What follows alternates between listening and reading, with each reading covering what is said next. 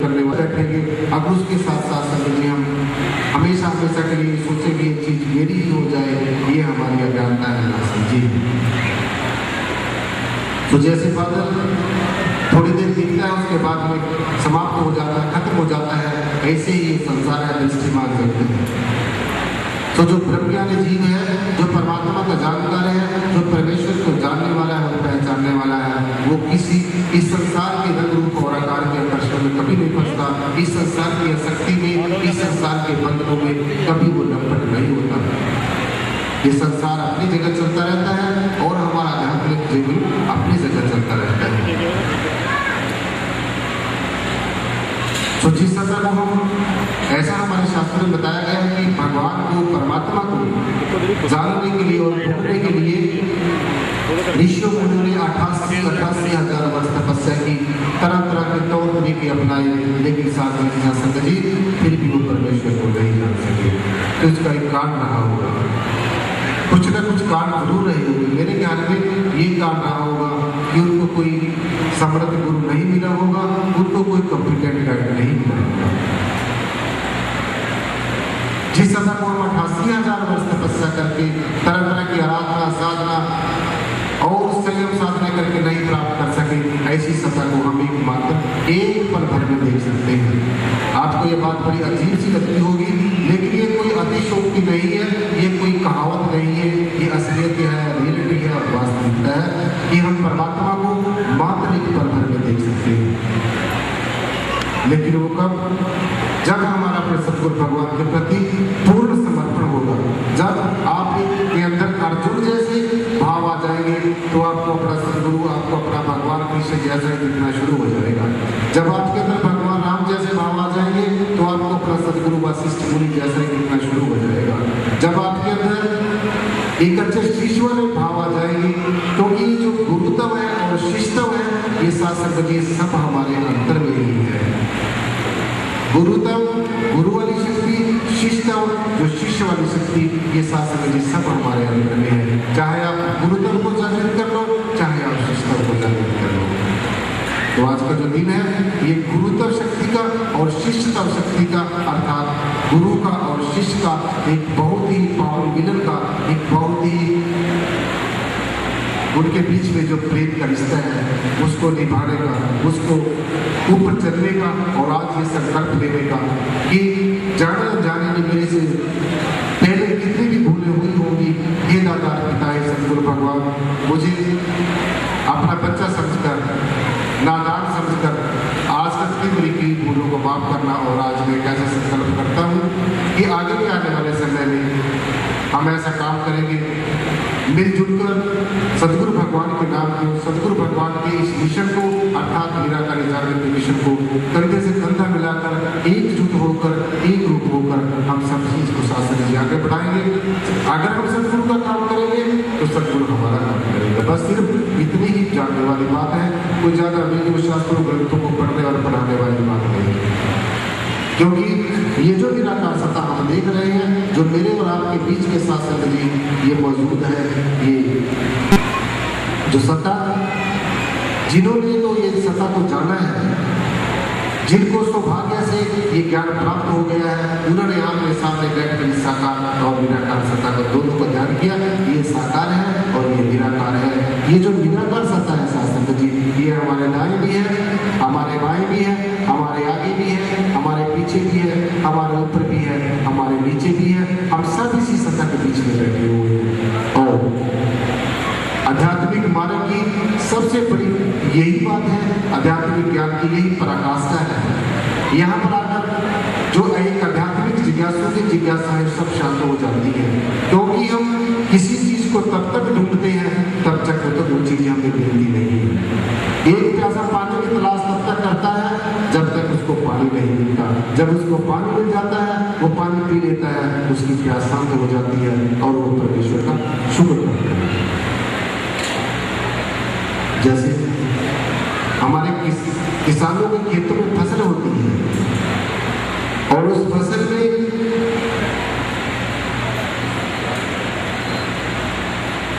जैसे हमारे किसानों के खेतों में फसल होती है, और वो जो फसल है पहले किसान उसकी तैयारी करता है, रोपाई करता है, फिर उसकी गुड़ाई करता है, पानी देता है, तरह तरह के उसको समय समय के अनुसार उसको तैयार करता है। और जब फसल तैयार हो जाती है सिर्फ तो ठीक इसी तरह से शासन में जब तक इंसान को वास्तविकता का ज्ञान नहीं होता, जब तक इंसान को असलियत का बोध नहीं होता, जब तक इंसान को यह नहीं पता चलता कि मैं ये शरीर नहीं हूं, मैं एक पवित्र आत्मा हूं और उस आत्मा का कभी भी विनाश नहीं होता है। मैं आदि और अनादिकाल से जो भी हूं, मुझ में कोई परिवर्तन नहीं होता। ये एक अडोल सत्ता है, एक अकाट्य सत्ता है, जिसको ना अग्नि जला सकती है, जिसको ना पानी गला सकता है, जिसको ना हवा उड़ा सकती है और जिसको ना अस्त्र शस्त्र काट सकता है। ऐसी चीज रहती है जो कि जो रहती है। लेकिन ये बात बताएगा एक ऐसा सदगुरु जिसने पहले परमात्मा को देखा हो, जिसने परमात्मा को खुली आंखों से देखा हो, फिर आपके बंद करके देखा हो। ऐसे सदगुरु की कृपा से हम इस बात को जान सकते हैं, ऐसे सदगुरु की कृपा से हम इस बात को पहचान सकते हैं। भगवान कृष्ण ने अर्जुन को गीता में पावन उपदेश देते हुए ये बात बड़े स्पष्ट तौर से कही कि ना तुम देहो ना ते देहो कर्ता भोक्ता ना च भगवान चिद्रो अपसी सदा साक्षी सुख चरम तुम। हे अर्जुन, ना तुम देहो ना ते देहो, ना ये शरीर, ना तू ये शरीर है और न ये शरीर तेरा है। ना तू शरीर है और ना ये शरीर तेरा है। ना तुम देहो ना ते देहो कर्ता भोक्ता ना च भगवान, ना तू करने वाला है और ना तू भोगने वाला है। ना कर्तासी ना भुक्तासी मुक्तेवासी सर्वदा है। अर्जुन तो आत्मरूप में जैसे अर्जुन को भगवान कृष्ण ने उपदेश दिया, ज्ञान दिया, वही ज्ञान आपको दिया गया है। अब आपने उस ज्ञान को कितना समझा है, कितना का अपने अंतःकरण में धारण किया है, कितना का अपनी बात के ऊपर आप पूरे उतरे हो, ये आपको पर डिपेंड करता है, आपको निर्भर करता है। सो आज हम जो ये उपदेश है, जो हमारे संतों महापुरुषों के उपदेश है, जिनकी पावरवाणी कही गई है, इसको शासक जी हम ध्यान से सुन के अपने अंतःकरण में जरूर धारण करें और अपने जीवन में इसको जरूर ढालें, अपने जीवन में इसको स्वीकार करके इसके ऊपर अपना जीवन लगाए, अपने जीवन में आप इस तरीके से करें। ना तुम देहो ना ते देहो कर्ता भोक्ता ना च भगवान चिद्रो अपनी सदा साक्षी है। अर्जुन, तू चैतन्य रूप है, तेरी आत्मा परम चैतन्य है, हमेशा चेतन रहते हैं, किसी चीज से चिंतन करने की जरूरत नहीं है। चित्रोपी सदा साक्षी सुख चरम, और तू हमेशा सुख स्वरूप है। जिस सुख को हम बाहर ढूंढ रहे हैं, जिस सुख को हम तरह तरह के तौर तरीके ढूंढ रहे हैं, वो सुख स्वरूप आत्मा, वो आनंद स्वरूप आत्मा, वो प्रेम स्वरूप आत्मा, वो ज्ञान स्वरूप आत्मा हमारे अंतःकरण में है। जब आप अपने अंतर में जाओगे तो आपको, जब आत्मा के साथ आपका साक्षात्कार होगा, जब आत्मा के साथ आपकी दोस्ती होगी, जब आत्मा के साथ आपका मिलन होगा, तो आपको स्वयं ही पता चल जाएगा, स्वतः पता चल जाएगा कि आत्मा है। क्योंकि सदगुरु आपको पहले बताएगा, बाहर बैठा के ये ध्यान कराएगा, ज्ञान कराएगा, वास्तविकता तो बताएगा कि देखो जो तुम्हारा असली स्वरूप है ये तेरे आमने सामने है, यही बाहर है, यही है। जो तूने बाहर जान लिया, इस शरीर को भूल जा। ये जो पंचभौतिक शरीर है, जो पृथ्वी जल वायु अग्नि और आकाश पांचों तत्व से मिलकर बना है, जो मन बुद्धि चित्त और अहंकार चार अंतःकरण से मिलकर बना है, जो रजोगुण और सत्वगुण तमोगुण जो इसके अंदर है, ये सब पागल टाइम ही है। ये जब तक है जब तक हमारा ये शरीर है। तो इसलिए इस शरीर का अंदर जो रहने वाला है, इस शरीर के अंदर जो रहने वाली आत्मा है, जैसे हम इस पैलेस के अंदर बैठे हैं, अगर हम अज्ञानता से अपने आप को पैलेस ही समझते रहे कि हम तो ये सूर्य पैलेस है, हम अपने अस्तित्व का बीच कमरा, हमें अपने अस्तित्व का नहीं पता। ठीक इसी तरह से अगर हम अपने आप को शरीर ही समझते रहे सारी जिंदगी और यही समझते रहते हैं, यही अज्ञानता है, सबसे बड़ी हमारी अज्ञानता, सबसे बड़ी हमारी नासमझी यही है कि हम अपने आप को शरीर समझते रहते हैं। और शरीर भाव से जब तक ये शरीर भाव खत्म नहीं होगा, जब तक ये भेदभाव खत्म नहीं होगी, डिफरेंस खत्म नहीं होगा, जब तक हमें अपने आत्मा का बोध नहीं होगा, अपने आत्म स्वरूप का साक्षात्कार रहे हो तब तक ये बात कभी नहीं बनने वाली है। सिर्फ एक बात जानने वाली है। जैसे हमारे निराकारी मिशन में कहा जाता है कि एक को जानो, एक को मानो, एक हो जाओ। अगर ये एक को जानो, एक को मानो और एक हो जाने वाला जो सूत्र है ना, महामंत्र है, अगर इंसान इसको अपना ले तो मैं ये बात बड़े दावे के साथ कह सकता हूँ कि आज जो इस दुनिया के अंदर देश हमारे ही देश में नहीं, विदेशों में नहीं, जगह जगह पर जो उपद्रव हो रहे हैं, जो मानवता के नाम पर, जो धर्म के नाम पर जो तरह तरह के उपद्रव हो रहे हैं, उत्पात हो रहे हैं, दंगे और फसाद हो रहे हैं, वो शास्त्र सब शांत हो सकते हैं। इंसान सुख से और आनंद से जीवन बसर कर सकता है, लेकिन कब? जब वो एक ही परमात्मा को जानेगा। आज सबसे बड़ी जो मुसीबत इंसान के सामने है, हम सबके सामने है, कोई एक इंसान के नहीं, सभी के सामने यही प्रॉब्लम है। क्यों? कि जो वो एक परमात्मा है, सिर्फ हम कह ही रहे हैं कि परमात्मा सारी जगह है, परमात्मा सबका है। एक से पिता एक के हम बालक, हमारा सबका पिता एक ही है, हम सब एक ही संतान है। ब्रह्म बिंदु से है उत्पत्ति, कैसे मानो जाति को जाति कि एक ही ब्रह्म से ये ब्रह्म, इसी को ब्रह्म कहा गया है, इसी को परमात्मा कहा गया है, कि जो सारी सृष्टि में समायोजित होता है। इसको हम तरह तरह के नामों से पुकार रहे हैं, कोई राम कह रहा है, कोई अल्लाह कह रहा है, कोई वाहिगुरु कह रहा है, कोई निराकार कह रहा है। ये सदा सा संगठित तब भी यहाँ पर मौजूद थी जब यहाँ पर कुछ भी नहीं था, तत्व भी नहीं थी, कोई पेड़ पौधा भी नहीं था, कोई पशु पक्षी भी नहीं था, कोई जीव जंतु भी नहीं था। तब भी ये जो निराकार सत्ता है, ये जो परम सत्ता है, ये जो परम चैतन्य सत्ता है, जो अकाट्य सत्ता है, ये तब भी मौजूद है, अभी मौजूद है। ये शरीर बदलते रहेंगे, सृष्टि बदलती रहती है, प्रकृति बदलती रहती है, लेकिन ये सत्ता कभी नहीं बदलती। जो भी तो है, जो इंसान इसको जान लेता है, फिर इसका ध्यान आठों पहर ध्याये पूर्ण सतगुरु ज्ञान, अर्थात ये जो ज्ञान स्वरूप परमात्मा है, परमेश्वर के जो दो महान स्वरूप हैं, एक प्रेम स्वरूप और दूसरा ज्ञान स्वरूप। वो प्रेम बाहर की चीजों से प्रेम नहीं, अपने ही आप से प्रेम, बाहर के संसार से प्रेम नहीं, अपने ही आप से प्रेम, बाहर के संसार का मिलन नहीं, अपने ही आप से अपना ही मिलन, बाहर के संसार में खोज नहीं, अपने ही अंदर अपनी खोज, बाहर के संसार का परिचय नहीं, अपने ही असली स्वरूप का परिचय, कि मैं ये शरीर नहीं हूँ, मैं ही आत्मा हूँ। नैनम छद्यंती शस्त्राणी, वो आत्मा जो भगवान जी ने कहा, भगवान कृष्ण ने अर्जुन को कहा कि अर्जुन, जो न अग्नि से जलती है, न पानी से जलती है, न हवा से उड़ती है, और न शस्त्र से कटती है। नैनम छद्यंती शस्त्राणी नैनम धरती भाव,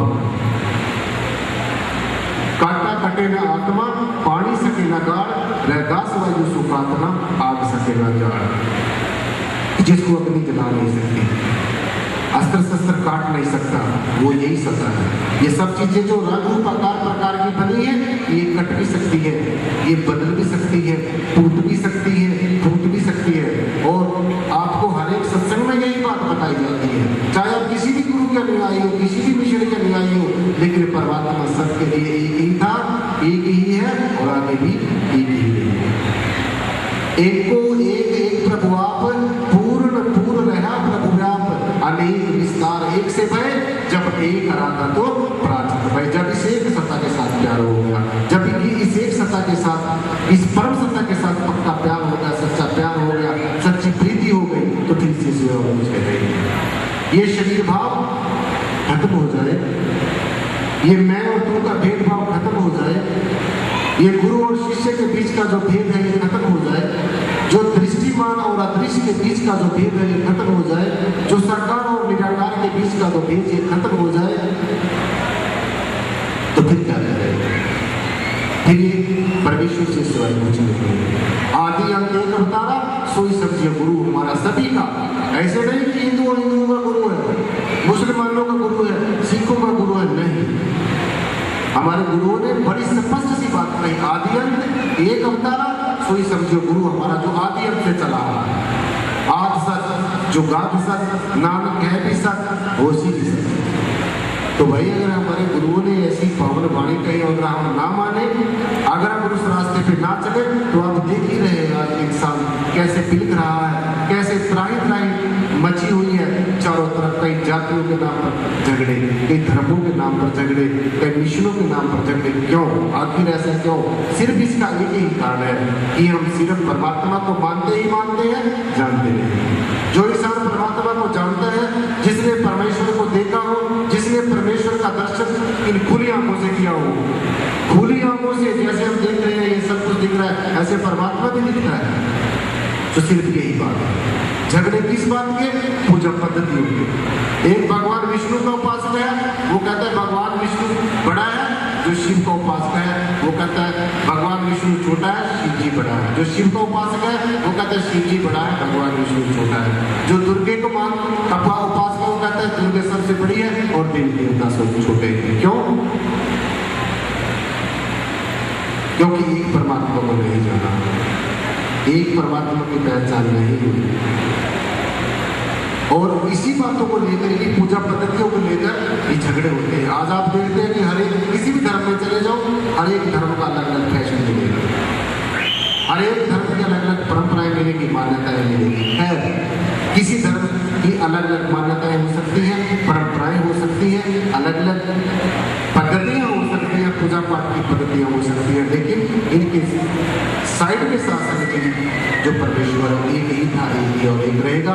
जो एक परमात्मा को जानने वाले, एक परमात्मा को पहचानने वाले कभी शासन से गुमराह नहीं होते, कभी वो अपने रास्ते से विचलित नहीं होते। सो आप बहुत दिन से शासन जी विचार कर रहे हैं, सुन रहे हैं, और जहाँ पर कोई प्रवचन वचन होता है, अगर कोई भजन भी हो जाए तो मेरे ख्याल में जो हमारा आनंद है वो दोगुना हो जाता है। सो सबने शासन जी, क्योंकि समय आज बहुत काफ़ी हो गया है, 2 बज गए हैं, और मेरे ख्याल में बाद में फिर महापुरुषों ने, बहनों ने, भाई ने अपने अपने जगह पे जाना, तो ज़्यादा तो दूर से भी आए हैं। सो सबने आप काफ़ी दिन से कोई किसी से बातें कर रहा है, कोई किसी की तरफ देख रहा है, कोई मेरी ही तरफ देख रहा है कि ये क्या बोल रहे हैं। तो मैं जो बोल रहा हूँ आपके अच्छे के लिए बोल रहा हूँ। अगर आप इसको अपने जीवन में धारण कर ले, सिर्फ सुने नहीं, पढ़िए, गुनिए, नाम सब सुनिए, अनुभव भाव न दर्से, लोहा कंचन हिरन हो कैसे, जो पारस न परसे, देव संशय गांठ न छूटे, काम क्रोध लोभ मद मत्सर इन 5 के टूटे। पढ़िए, गुनिए, नाम सब सुनिए, अनुभव भाव न दर्से। चाहे कितनी डिग्रियां प्राप्त कर ले, कितना अक्षर का ज्ञान प्राप्त कर ले, लेकिन जब तक अनुभव नहीं होगा, जो हमारी सूरत और शब्द है, सूरत शब्द दोनों अनुभव रूपा, तू बड़ा भ्रम के कुपा है इंसान, तू भ्रम के कुएं में क्यों गिरता जा रहा है? अनुभव कर, एहसास कर, आराधना कर, साधना कर, फिर तेरे को पता चलेगा कि तेरी आत्मा कैसी है, तेरा आत्मा स्वरूप क्या है। सो जब अपने सदगुरु से पक्का प्यार हो जाता है, तो सदगुरु एक हमारे अंदर ऐसी एक कसक जगा देता है, एक ऐसी हमारे अंदर प्रेरणा जगा देता है कि हम अपने सदगुरु भगवान को हमेशा याद रखते हैं, कभी भूल नहीं सकते। तो ये शब्द शास्त्र आपके सबके सामने रखने जा रहा हूँ। सबने अपने हाथ भी खोलने हैं, ताली भी बजानी है, क्योंकि आज बहुत ही एक महान पर्व है। जैसे आपको बताया जाता है कि तालियां बजाने से हमारे कई तरीके के रोग दूर होते हैं। जब हमारे जो पॉइंट्स हैं तलवों के वो आपस में टकराते हैं, तो कई तरीके के हमारे रोग दूर होते हैं और हमें आनंद की अनुभूति होती है और हमारा रोग पुलकित होता है। सो सबने मेरे साथ मिलकर ये शब्द बोलना है और शासक जी अपना मुख भी खोलना है और हाथ भी खोलने हैं कि जब सदगुरु के साथ हमारी सच्ची प्रीति हो जाती है, जैसे हम कहते हैं ना, ज्ञान जब दिया जाता है, हमारे विषय में निराकरण जागृति विषय में जब ज्ञान दिया जाता है तो कुछ प्रण दिए जाते हैं, प्रतिज्ञा कराई जाती है। पहला प्रण क्या है? यही है कि तन मन धन सब सदगुरु का इस निराकार परमात्मा का। फिर दूसरा ये है कि किसी के खाने से, पीने से, जाति से, धर्म से, वर्ण से कोई नफरत नहीं करनी। हम सब एक आत्मा है, हम ये शरीर नहीं है, हम शरीरों की तरफ नहीं भागते। ऐसे ही किसी ये प्रण दिए जाते हैं, तो मैं ऐसा मानता हूँ कि अगर 5 प्रण दिए जाते हैं वैसे, तो अगर हम एक ही प्रण को पूरा कर लें कि अपने तन से, मन से, धन से, कहना नहीं है, वास्तविकता में करना, प्रैक्टिकली करना है। तो जब शिष्य अपने गुरु के प्रति तन से, मन से, वचन से और कर्म से समर्पित हो जाता है, शरणागत भाव उसके अंदर आ जाता है, कर्ता भाव खत्म हो जाता है कि मैं करने वाला नहीं, सब सदगुरु करता है, अहम भाव खत्म हो जाता है, तो फिर सासंग जी ये बात उसके दिल में जाती है। आओ सर सासंग जी मेरे साथ में सब बोलो सदगुरु भगवान की। थोड़े थोड़े में गर्मा गर्म से हो जाओ। आज गुरु पूर्णिमा का पावन अवसर है, साल के बाद में ये पवन पर्व आता है, और आज हमने अपनी झोलियां पूरी आनंद के साथ भरनी है और अपने घर जाकर फिर उसको देखना है कि आज हमें कितना आनंद आया। इतना आनंद लेना है कि साल भर हमारे पास खत्म ना हो।